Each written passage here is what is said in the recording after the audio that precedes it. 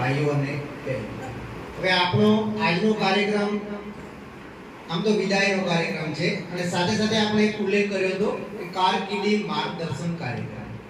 એ થોડું મારા ભાડે આવ્યું છે કે તમને કારકિર્દી બાબતે થોડી હિન્ટ મળે તો તમે જીવનની અંદર આગળ વધી શકો.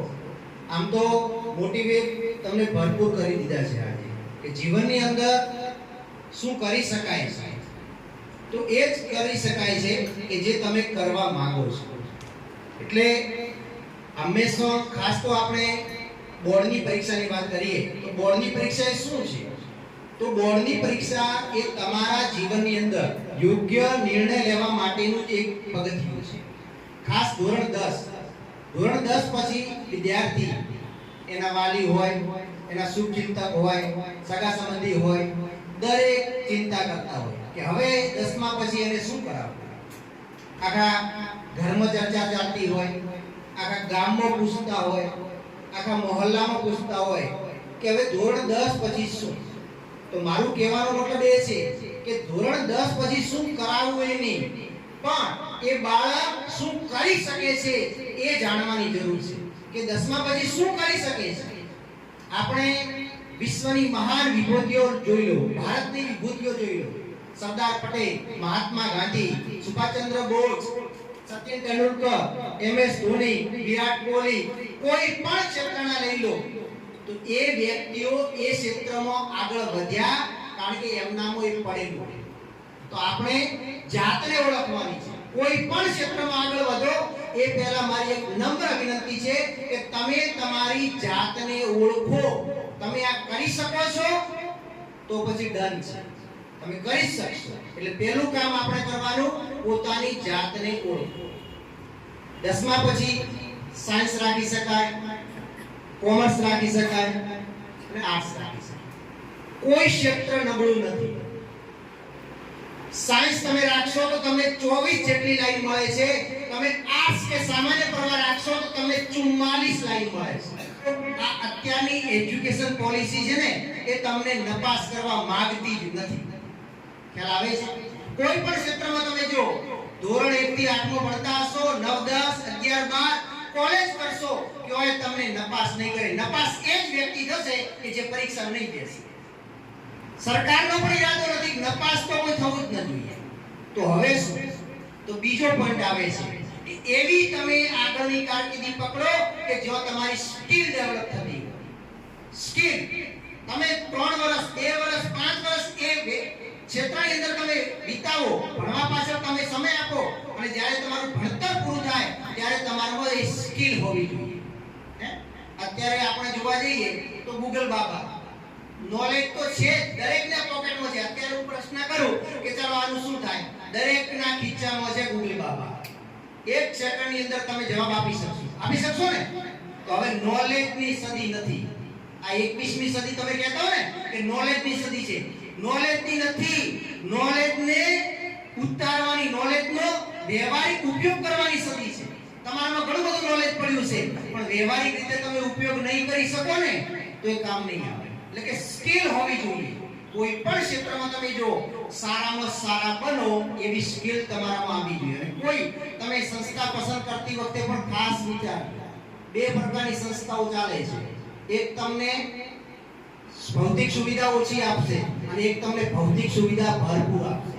પણ મિત્રો કે જો આગળ તમારી સ્કિલ ડેવલપ થતી હોય ને એ સંસ્થાની તમે પસંદગી કરજો. ખાલી સર્ટિફિકેટ, ડિગ્રી એ માત્ર તમારા ક્વોલિફિકેશન છે, એનાથી તમને જોબ પણ હવે કદાચ આવનારા સમયમાં નહીં મળે. ગૂગલ જેવી કંપનીઓ તો જોબ આપવા માટે પણ પરફેક્ટ કહી દીધું છે. ડિગ્રી નહીં, સ્કિલ હોય તો આવી જાય. અને તમે કોઈ પણ ક્ષેત્રમાં જો અત્યારના ટેકનોલોજીનો જમાનો છે. તમે મેડિકલ કરશો, MBBS બનશો, નર્સિંગ કરશો કે કોઈ પણ અધિકારી બનશો, તમને એક જ્ઞાન હોવું જોઈએ, કમ્પ્યુટરનું જ્ઞાન હોવું જોઈએ. હોવું જોઈએ કે નહીં? દરેક ક્ષેત્રમાં કમ્પ્યુટર તમને ફાવે છે પેલો જ આ પ્રશ્ન થાય છે. તો આપણે હવે સમય છે કે આપણે એક આ સ્કિલ ડેવલપ કરવાની છે. ટેકનોલોજીનો જમાનો છે. દરેકનો અઢળક તમારા માટે તકો છુપાયેલી છે. તો બીજું કામ તમારે કરવાનું છે સ્કિલ. કે ભાઈ આપણી સ્કિલ ક્યાં ખીલે છે, ક્યાં વિકસે છે, એ ક્ષેત્ર પસંદ કરવાનું છે. ત્રીજી વસ્તુ ખાસ અગત્યની છે કે આપણા ઘરની આર્થિક પરિસ્થિતિ, આપણા ઘરનું વાતાવરણ, જે આપણે ક્ષેત્રમાં જવા માંગીએ છીએ એ ક્ષેત્રને પરિપૂર્ણ કરી શકે છે કે નહીં. ઘણી વખત ઘણા વિદ્યાર્થીઓ હોનહાર વિદ્યાર્થી હોય છે અને એમની ઇકોનોમિક દ્રષ્ટિએ, આર્થિક દ્રષ્ટિએ એટલી બધી મદદ નથી મળતી. એ સાયન્સ કરી નાખે છે, બરાબર, બાયોલોજી સાથે કરે છે અને છેલ્લે ટકા ઓછા આવે, મેરિટમાં ના આવે, ત્યારે એમબીબીએસ કરવા જેવી ડિગ્રી જ્યારે કરવાનો વારો આવે છે ત્યારે એમના માતા પિતા એમની ફી નથી ભરી શકતા. હદ વચ્ચેથી એવા વિદ્યાર્થીઓને પોતાની કારકિર્દી છોડવી પડે છે. તો મિત્રો, એક ઘર બાજુ પણ નજર કરજો કે આપણી ઘરની પરિસ્થિતિ છે. એના માટે બે ઓપ્શન છે.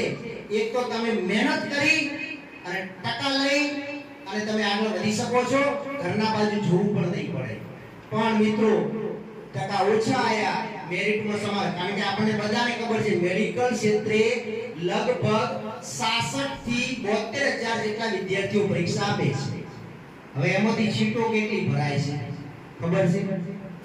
6,000. મહેનત કેટલા કરે છે, એક્ઝામ કેટલા આપે છે?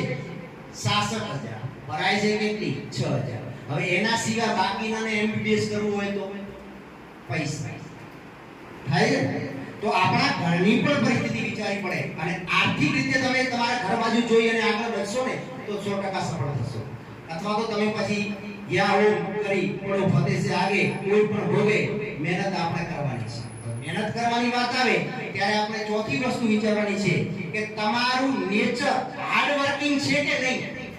કારણ કે જીવનમાં હાર્ડ વર્ક કરવું પડશે. અમુક એવી પોસ્ટ છે કે જો આપણે સમાજની અંદર ખૂબ ગણનાપાત્ર થાય છે. દરેક વિદ્યાર્થી ઈચ્છે છે ડોક્ટર બનવું, આઈએએસ અધિકારી બનવું, ક્લાસ 1 અધિકારી બનવું, સીએ બનવું, ચાર્ટર એકાઉન્ટર બનવું. પણ આની અંદર મિત્રો એની તૈયારી કરવા પાછળ 12-16 કલાકની મહેનત માંગી લે છે. તો શું તમારું શરીર, તમારું નેચર એવું છે કે તમે 12 કલાક મહેનત કરી શકો છો? એટલા માટે આપણું નેચર હાર્ડ વર્કિંગ હોવું જોઈએ. પછી 1 કલાક કોઈ મોટા બગા ગાજા, હવે કંટાળો આવે, હવે મોબાઈલમાં જોઈ લઈએ, આમ કરીએ, તો એ તમારું કામ નથી. આ સમય છે, સમય ઝડપથી વીતી જાય છે, પણ આ સમયની અંદર સદુપયોગ સમયનો કરવો એ ખૂબ જરૂરી છે. અને અત્યારના નવી એજ્યુકેશન પોલિસી પણ આવી ગઈ છે અને એ સ્કિલ બેઝ એજ્યુકેશન પોલિસી છે. અને એ તમને 2030 પછી દેખાવા લાગશે કે આપણા દેશની અંદર કેવા સ્કિલ બેઝ આધારિત વિદ્યાર્થીઓ બહાર નીકળે છે. તમે કોઈ પણ ક્ષેત્રમાં જશો, ધ બેસ્ટ ક્યારે બની શકશે? એ ક્ષેત્રની સ્કિલ તમારા હશે ત્યારે.